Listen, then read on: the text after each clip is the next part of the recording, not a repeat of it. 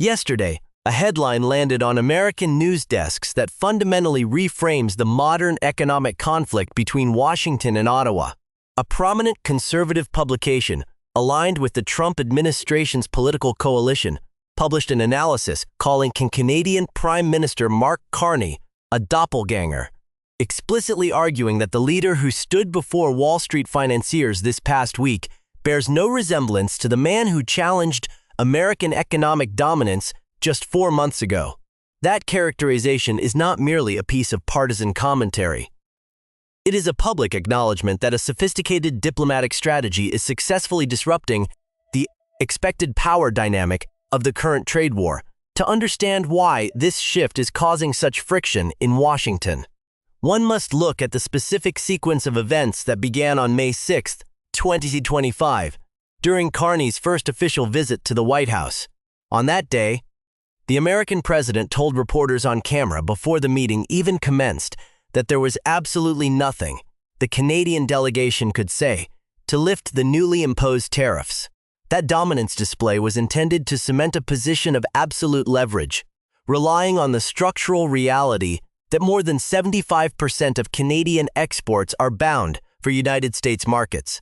The aggressive pressure campaign was designed to force a rapid capitulation from Ottawa, but the subsequent 12 months have deviated entirely from that script. The tension escalated significantly on January 20, 2026, when Carney delivered a speech at the World Economic Forum in Davos, Switzerland, titled Principled and Pragmatic: Canada's Path. Before an audience of international leaders, he declared that the established American-led world order was experiencing a profound rupture and warned that major powers were actively using economic integration as a weapon. What that speech signaled was an explicit rejection of American hegemony, a move that prompted immediate retaliation from Washington. Within days, the White House revoked Canada's invitation to a high-level security forum, and the United States Treasury Secretary went on primetime television to claim that Carney had privately called the president to aggressively walk back his remarks. That sequence is not coincidental. It is a direct policy statement. Rather than de-escalating, the Canadian Prime Minister held an immediate press conference to state unequivocally that he meant exactly what he said in Davos, effectively calling the American Treasury Secretary a liar on the public record. In the weeks that followed, Ottawa did not return to the negotiating table on Washington's terms. Instead, the government signed 12 new trade and security agreements across 4 continents. This rapid diversification included a comprehensive strategic partnership with the European Union and an official policy target to double non-United States exports within a decade. By the time Carney walked into the Economic Club of New York on May 28, 2026, the strategic landscape had altered.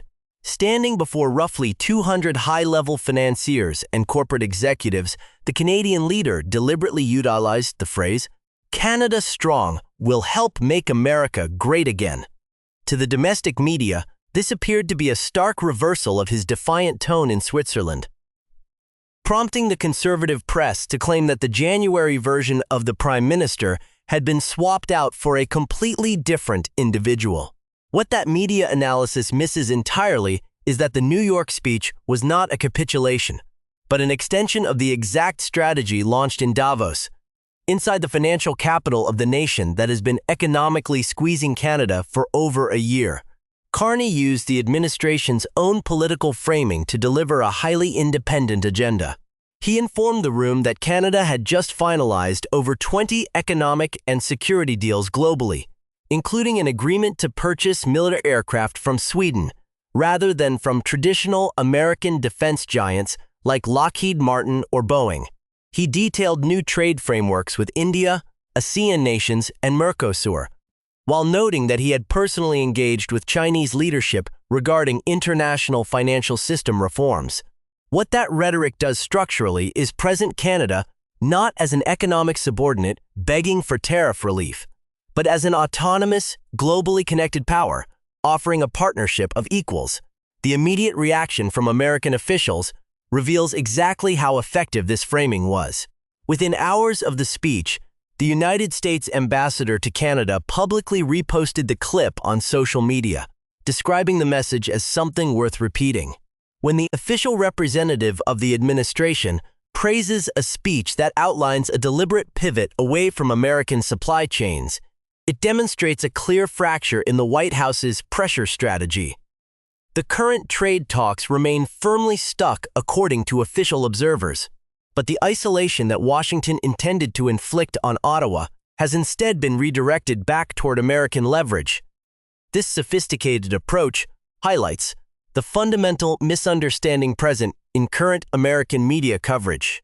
The progressive press continues to frame the Canadian Prime Minister as a dramatic resistance figure holding an ideological line, while the conservative press frames him as an inconsistent politician who flatters American business interests when convenient.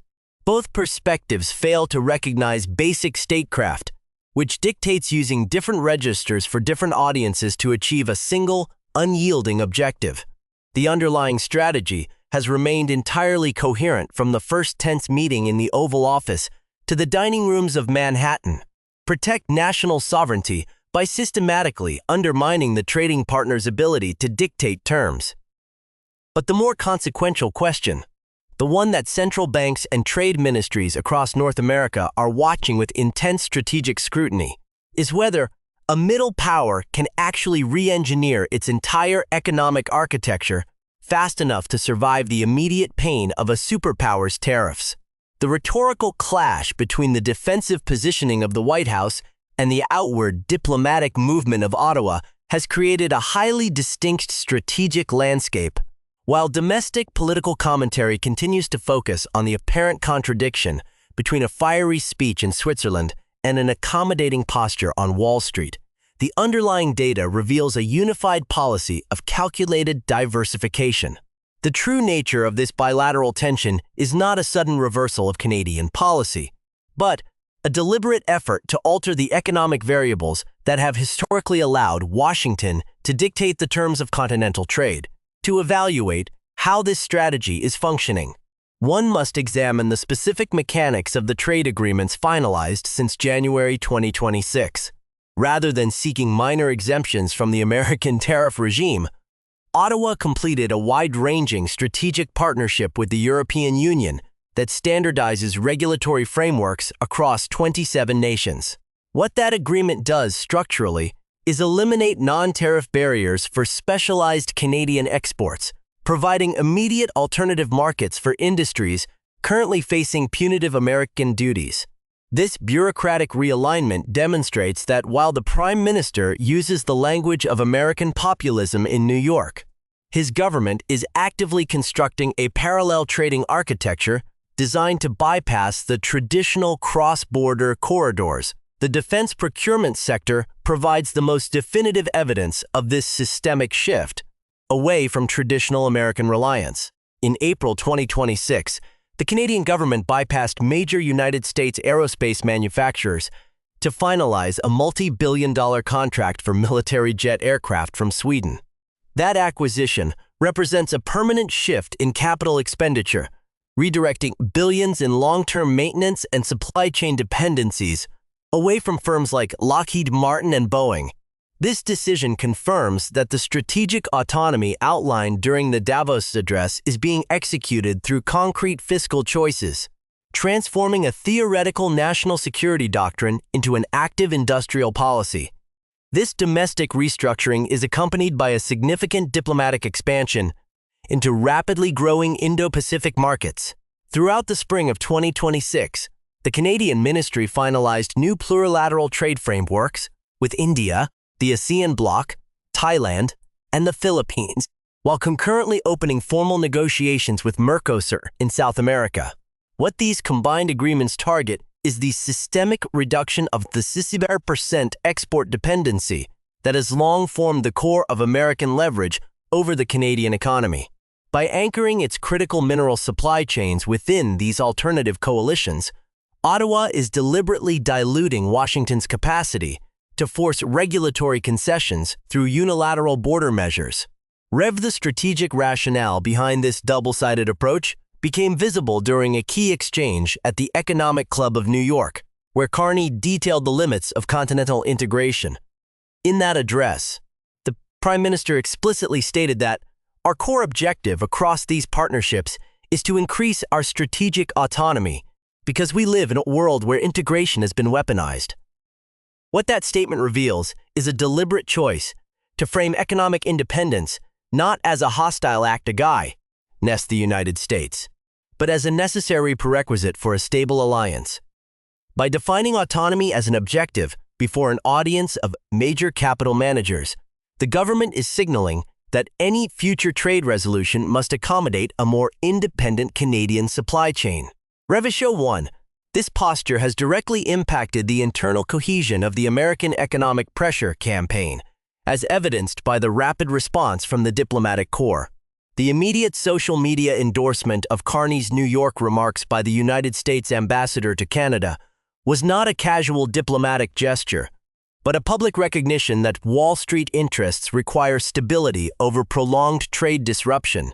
That endorsement exposed an operational divergence between a White House relying on blunt tariff threats and a diplomatic apparatus aware that American industry remains fundamentally dependent on Canadian energy, aluminum, and critical minerals. This internal friction within the American system suggests that Ottawa's strategy of engaging directly with subfederal and corporate actors is beginning to restrict the administration's domestic freedom of maneuver. CBC, the global dimensions of this strategy extend to direct engagements with international systemic rivals, further complicating Washington's calculations. During the same period of diplomatic activity, its official records confirm that Carney conducted direct discussions with Chinese President Xi Jinping regarding Beijing's role in global financial system reforms. That high-level engagement communicates to Western capital markets that Canada is prepared to participate in variable geometry coalitions where specific economic interests overlap, regardless of traditional geopolitical blocs. This maneuver structurally shifts the Canada-United States dispute from a localized border argument into a much larger conversation about how middle powers navigate a fragmented global economy. City News Winnipeg, the critical variable that will determine the viability of this entire strategy, is now rapidly approaching on the diplomatic calendar.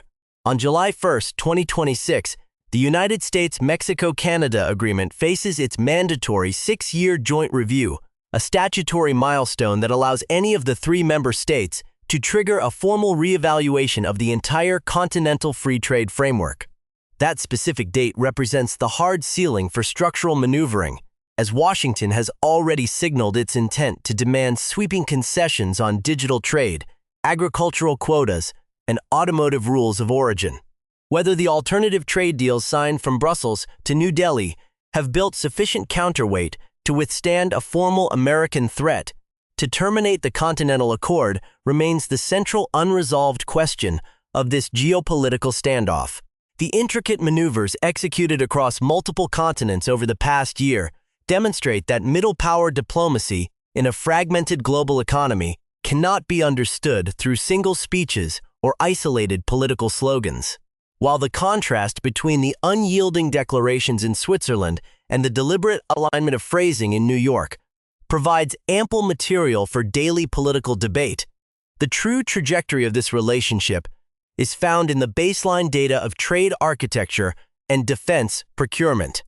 This sequence confirms that the underlying strategy is neither a total diplomatic rupture nor a quiet capitulation, but a highly calculated effort to rebalance continental dependency before the structural vulnerabilities of the economy force a structural collapse. What this complex balance reveals is a systematic determination to engage with the United States from a position of diversified strength rather than isolated necessity for the key global actors. This strategic shift establishes a completely new set of operating parameters that will govern international commerce and defense long after the current administration leaves office. For Canada, the immediate task is to transform 12 newly signed international agreements into functional, high-volume trade pipelines capable of absorbing the ongoing pressure of American border duties. For the United States, The realization is settling in that unilateral tariff strategies no longer guarantee rapid regulatory concessions, as traditional allies prove capable of shifting major capital expenditures, such as aerospace procurement, to European competitors like Sweden. Simultaneously, major external economies from the European Union to India are utilizing this continental friction to secure preferential access to Canadian energy, critical minerals, and agricultural outputs, structurally tying Ottawa to a broader multipolar network.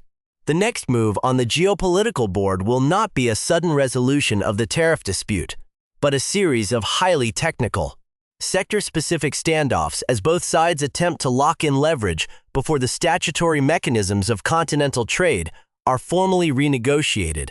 The single most important takeaway from this entire diplomatic chess game is that the traditional era of uncomplicated continental integration has reached a permanent structural conclusion. By using the administration's own political rhetoric inside the financial capital of the United States to defend a policy of rigorous diversification, the Canadian government has demonstrated that true sovereignty requires a middle power to actively reduce its exposure to a single dominant neighbor. The economic architecture of North America is being systematically rewired, and the success of that transformation will be judged entirely by Ottawa's capacity to build a parallel trading network before the absolute leverage of the American market forces a concession. Washington assumed that a targeted trade war would leave Canada isolated at the negotiating table, but the systematic construction of alternative international partnerships suggests that the United States has instead isolated its own capacity to dictate terms. The ultimate measure of this geopolitical conflict will not be decided by who controls the media narrative on Wall Street, but by which nation possesses the deepest economic endurance when the formal review of continental trade finally arrives. The border remains closed to seamless trade, the tariffs remain actively enforced, and the strategic architecture of both nations continues to diverge along separate structural paths. In this high-stakes game of economic chicken, the Prime Minister has shown that a middle power can refuse to sell its sovereignty, but the structural gravity of a 75% trade dependency means that the clock is ticking loudly for both sides. The White House has discovered that a dependent neighbor can choose to look elsewhere for its future. But whether that alternative future can be built before the continental vice closes completely remains the defining question of the modern trade era.